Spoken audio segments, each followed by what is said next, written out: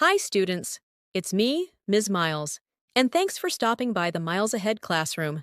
Today, we're going to learn about light using something super colorful and fun, stained glass windows. Have you ever noticed how sunlight shines through a window and makes pretty colors on the floor? That's because of how light moves and how different materials can change the light. Let's explore how that works and even make our own version in the classroom. Light is a type of energy that helps us see the world around us. Light can pass through some things, like clear glass. It can bounce off things, like a mirror.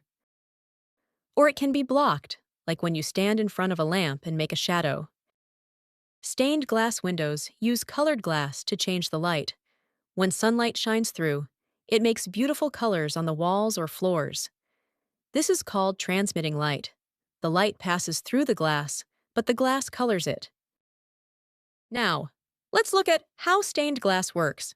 Each piece of stained glass has different colors. The colors you see come from the light passing through the glass. For example, red glass lets red light through. Blue glass lets blue light through. When you put them together, you can make pictures, patterns, or even stories on your window. This is why sunlight shining through stained glass looks like magic. Now, let's make our own classroom stained glass window. Here's what you'll need: colored tissue paper, clear plastic sheet or wax paper, black construction paper or tape for the lead lines, and glue or tape. After you have gathered all your supplies, the next step is for you to take your black construction paper and cut out a shape of your liking. This will be your window frame. Next, apply your contact paper to the black window frame that you made.